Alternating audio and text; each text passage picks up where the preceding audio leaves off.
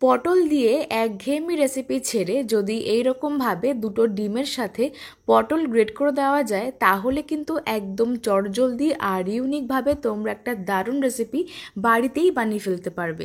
আর ঘরোয়া উপকরণে আজকের রেসিপিটা বাড়িতে বানিয়ে ফেললে ডিনারে বা লাঞ্চে রুটি, লুচি, পরোটা, পোলাও সব কিছু দিয়ে তোমরা আজকের রেসিপি সার্ভ করতে পারো।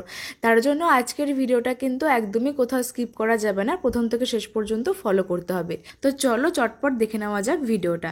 তার জন্য সবার প্রথমে এখানে লাগছে পটল। আমি এখানে প্রায় 3 থেকে 4টে বড় সাইজের পটল নিয়ে নিয়েছিলাম। আর বাজারে তো এখন প্রচুর সস্তায় পটল পাওয়া যাচ্ছে, তো সেখান থেকে তোমরা পটল নিয়ে নেবে পরিমাণ মতন। তো আমি এখানে 4টে পটল নিয়ে খুব ভালো করে ধুয়ে নিয়েছিলাম। তারপরে মাথা দুদিকটা কেটে পটলের খোসাগুলোকে এরকমভাবে ছাড়িয়ে নিচ্ছি। সম্পূর্ণ খোসাগুলোকে ছাড়াচ্ছি না, এরকম একটু রেখে রেখে ছাড়াচ্ছি। তবে তোমরা চাইলে পটলের খোসাগুলোকে একটু হালকা করে ঘষেও নিতে পারো। তো আমি এখানে সবগুলো পটল ঠিক এরকমভাবে খোসা ছাড়িয়ে নিয়েছিলাম। আর আমি এখানে 3টে পটল নিয়েছিলাম, সবগুলো পটল আমার এখানে লাগবে না, অনেকটাই বেশি হয়ে যাবে। আর তোমরা চাইলে বাড়িয়ে করলে অবশ্যই 4 থেকে 5টা পটল নিয়ে নেবে। পটলগুলোকে এরকমভাবে ছাড়িয়ে নেওয়ার পরে একটা গ্রেটার দিয়ে খুব ভালো করে গ্রেট করতে হবে। একটা গ্রেটার আশা করে আমাদের সবার বাড়িতেই রয়েছে, তো সেটা দিয়ে খুব ভালো করে পটলগুলোকে গ্রেট করব। খুব একটা বেশি বড় করে গ্রেট করার দরকার নেই, এরকম একটু মিহি করে গ্রেট করলেই হয়ে যাবে। পটলগুলো গ্রেট করতে করতে তোমরা আমাকে কমেন্টে জানিয়ে ফেলো যে আজকের ভিডিওটা কে কোন জায়গা থেকে দেখছো, তাহলে আমি তোমাদের প্রত্যেকের কমেন্টে ধন্যবাদ জানাতে পারবো। আর আজকের ভিডিওটা যদি ফেসবুক পেজ থেকে দেখছো তাহলে পেজটিকে ফলো করো, আর যদি ইউটিউব থেকে দেখছো তাহলে চ্যানেলটিকে সাবস্ক্রাইব করে পাশে বেল আইকনটা প্রেস করতে একদমই ভুলো না। এতে করে এইরকম নতুন নতুন রেসিপির আপডেট তোমাদের কাছে খুব তাড়াতাড়ি পৌঁছে যাবে। সবগুলো পটল এরকমভাবে গ্রেট করতে হবে। আর যদি পটলের বীজগুলো একটু বেশি বড় হয় বা পেকে যায় তাহলে তোমরা চাইলে বীজগুলোকে বাদ দিতে পারো। তো আমি এখানে দানা যেহেতু খেতে একদমই পছন্দ করি না, তার জন্য এখানে বীজগুলোকে বাদ দিয়ে নিলাম। অন্যদিকে একটা পাত্রের মধ্যে নিতে হবে একে একে 2টো কাঁচা ডিম। যেহেতু পরিমাণটা আমি এখানে অল্প করে শেয়ার করব, তার জন্য এখানে 2টো কাঁচা ডিম ভেঙে নিলাম। 2টো ডিম ভেঙে নেওয়ার পরে এবার এর মধ্যে অ্যাড করব গ্রেট করে নেওয়া পটল, তার সঙ্গে কুচানো পেঁয়াজ, আদা রসুন গ্রেট করা আর কুচানো কাঁচা লঙ্কা বা ঝাল মতন কাঁচা লঙ্কা।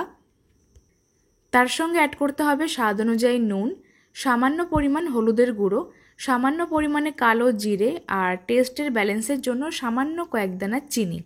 এবারে এই সমস্ত কিছু দিয়ে হাত দিয়ে খুব ভালো করে মেখে নিতে হবে।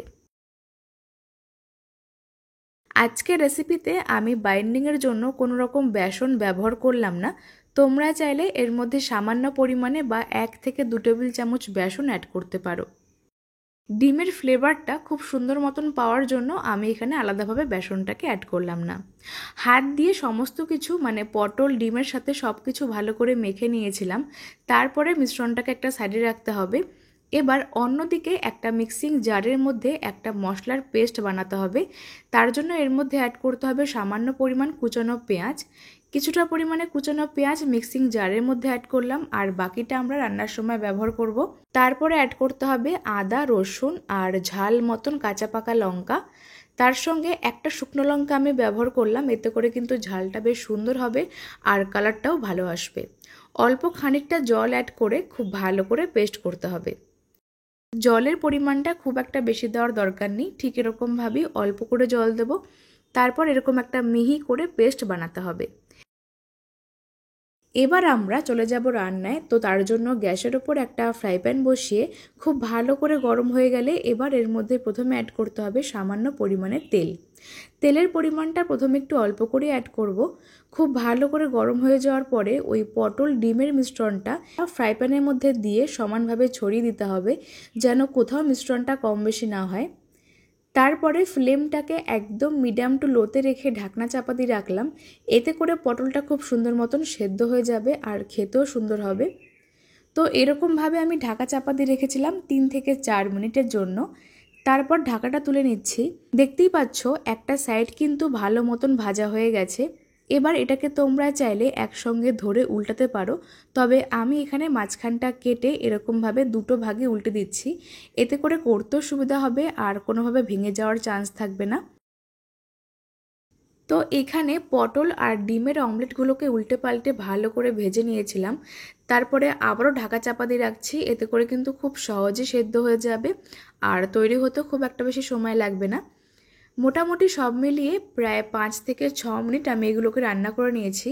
আর মাঝখান থেকে আমি এরকমভাবে একটু কেটে নিচ্ছি। তোমরা চাইলে ছোট বড় যেরকম ইচ্ছে সেরকমভাবে সাইজ করে কাটতে পারো। তো সবগুলো আমি মাঝখান থেকে এরকম স্কোয়ার শেপ করে কেটে নিয়েছিলাম। তারপরে এগুলোকে নামিয়ে রাখতে হবে একটা প্লেটের মধ্যে। অন্যদিকে গ্রেভি বানাবার জন্য গ্যাসের ওপর আরও একটা কড়াই বসিয়ে ওর মধ্যে প্রথমে অ্যাড করতে হবে খানিকটা পরিমাণে সাদা তেল। তেলটা দিয়ে খুব ভালো করে গরম হয়ে গেলে এবার সবার প্রথমে এর মধ্যে ফোড়নে অ্যাড করব একটা তেজপাতা, একটা শুকনো লঙ্কা, দুটো এলাচ, দারচিনি আর তার সঙ্গে সামান্য পরিমাণে গোটা সাদা জিরে। সমস্ত ফোড়নটা এর সঙ্গে অ্যাড করে সামান্য পরিমাণে চিনি অ্যাড করলাম একটা সুন্দর কালারের জন্য। এবার ফোড়নটা তেলের সঙ্গে কয়েক সেকেন্ড নেড়েচেড়ে নেওয়ার পরে এবার এর মধ্যে প্রথমে অ্যাড করতে হবে একটা কুচানো পেঁয়াজ। পেঁয়াজটা একদম মিহি করে কুচিয়ে এর মধ্যে অ্যাড করলাম যেন খুব সহজে এগুলো নরম হয়ে যায়। তেলের সাথে পেঁয়াজটাকে দিয়ে কয়েক সেকেন্ড নাড়াচাড়া করতে হবে যতক্ষণ না পর্যন্ত পেঁয়াজটা একটু হালকা নরম হয়ে যাচ্ছে। পেঁয়াজটা একটু হালকা নরম করে ভেজে নেওয়ার পর এবার এর মধ্যে আমরা অ্যাড করব একটা কুচানো টমেটো। টমেটোটা এর মধ্যে অ্যাড করে সঙ্গে সঙ্গে অ্যাড করতে হবে স্বাদ অনুযায়ী সামান্য নুন। এতে করে কিন্তু খুব সহজে টমেটো পেঁয়াজটা একদম গলে নরম হয়ে যাবে। সমস্ত কিছু টমেটো পেঁয়াজটাকে দিয়ে ভালো মতো নাড়াচাড়া করতে হবে। আর টমেটো পেঁয়াজটা একদম নরম হয়ে যাওয়ার পরে এবার এর মধ্যে অ্যাড করব ওই মশলার পেস্টটা। আদা রসুন কাঁচা লঙ্কা আর পেঁয়াজের পেস্টটা এর মধ্যে অ্যাড করে এবার গুঁড়ো মশলার জন্য অ্যাড করতে হবে 1 চা চামচ করে ধনে গুঁড়ো, সামান্য লঙ্কার গুঁড়ো, একদমই সামান্য পরিমাণে কাশ্মীরি মির্চ একটা সুন্দর কালারের জন্য। তার সঙ্গে অ্যাড করতে হবে সামান্য হলুদের গুঁড়ো আর খানিকটা পরিমাণে জল। যেহেতু আমরা আগে নুনটাকে অ্যাড করলাম তার জন্য আমি এখানে নুনটাকে অ্যাড করলাম না, পরে টেস্ট মতন নুনটাকে অ্যাড করা যাবে। সমস্ত মশলার পেস্ট, গুঁড়ো মশলা আর সামান্য পরিমাণে জল দিয়ে খুব ভালো করে সমস্ত কিছু কষিয়ে নিতে হবে যতক্ষণ না এটা সম্পূর্ণভাবে কষে গিয়ে তেল ছাড়ছে। ভালো করে মিশিয়ে নিয়ে ফ্লেমটাকে মিডিয়াম টু লোতে রাখতে হবে। এতে করে কিন্তু মশলাগুলো খুব সুন্দর মতন কষে গিয়ে তেল ছেড়ে দেবে। মাঝখানে এর মধ্যে অ্যাড করেছিলাম সামান্য পরিমাণ চিকেন মশলা একটা সুন্দর ফ্লেভারের জন্য। সমস্ত মশলাগুলো ভালো করে কষিয়ে নেওয়া হয়ে গেলে আর এর কালারটা পুরোপুরি চেঞ্জ হয়ে গেলে এবার এর মধ্যে আমরা অ্যাড করব গ্রেভির জন্য পরিমাণ মতন জল। তোমরা এখানে যে যেরকমভাবে গ্রেভির পরিমাণটা কম বা বেশি খেতে পছন্দ করো সেই মতন জলটাকে অ্যাড করতে হবে। তো এখানে আমি বড় কাপ মেপে 2 কাপ উষ্ণ গরম জল অ্যাড করলাম। এতে করে কিন্তু রান্নার টেস্টটা খুব সুন্দর আসে। জলটা এর সঙ্গে অ্যাড করে সমস্ত মশলার সাথে ভালো করে মিশিয়ে নেওয়ার পরে ফ্লেমটাকে মিডিয়াম টু হাইতে রেখে যখন এরকমভাবে ফুটতে শুরু করে দেবে তখন আমি এর মধ্যে অ্যাড করলাম স্বাদ অনুযায়ী সামান্য পরিমাণ নুন। নুনের পরিমাণটা তোমরা যে যেরকমভাবে খেতে পছন্দ করো সেই মতন অ্যাড করবে। আর যেহেতু আমি নুনটা আগেও অ্যাড করেছিলাম তার জন্য এখানে স্বাদ মতন অ্যাড করলাম।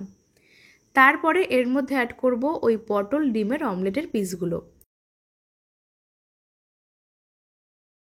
সমস্ত পিসগুলো এর মধ্যে একে একে সাজিয়ে অ্যাড করে দেওয়ার পরে ভালো করে আরেকবার মিশিয়ে নিতে হবে। তারপর ফ্লেমটাকে একদম মিডিয়াম টু লোতে রেখে কিছুক্ষণ গ্রেভিটাকে ফুটিয়ে নিতে হবে বা রান্না করতে হবে যতক্ষণ না এটা একদম গামাখা হয়ে যাচ্ছে আর এর থেকে তেল ছাড়তে শুরু করছে। দেখতেই পাচ্ছ গ্রেভিটা কিন্তু আগের থেকে অনেকটা বেশি টেনে গেছে আর এর থেকে তেল ছাড়তেও শুরু করে দিয়েছে। দেখতে কতটা লোভনীয় লাগছে আশা করি তোমরা দেখে নিশ্চয়ই বুঝতে পারছো। এটা দেখে প্রথমে কেউ বুঝতেই পারবে না যে এর মধ্যে আমরা পটল অ্যাড করেছিলাম। আর অনেক সময় কি হয় বাচ্চারা কিন্তু সবজি খেতে চায় না বা পটল খেতে পছন্দই করে না। তাদেরকে যদি আজকের রেসিপিটা এরকমভাবে বানিয়ে দাও তারা বুঝতেও পারবে না আর এক দেখাতেই খেয়ে নেবে। গরম গরম ভাত, রুটি, পরোটা সব কিছু দিয়ে তোমরা ইজিলি সার্ভ করতে পারো। আজকের রেসিপিটা তোমরা একদিন অবশ্যই বাড়িতে বানিয়ে ফেলো, আর খেয়ে তোমাদের কেমন লাগলো সেটা আমাকে অবশ্যই কমেন্টে জানিয়ে নাও। রেসিপিটা ভালো লাগলে লাইক, কমেন্ট, শেয়ার করতে ভুলো না। আজকের ভিডিও ফেসবুক পেজ থেকে দেখলে পেজটিকে ফলো করো, আর যদি ইউটিউব থেকে দেখছো চ্যানেলটিকে সাবস্ক্রাইব করে পাশে বেল আইকনটা প্রেস করো। আজকের মতন এখানে বিদায় নিচ্ছি। তোমরা সকলেই খুব ভালো থেকো। ধন্যবাদ।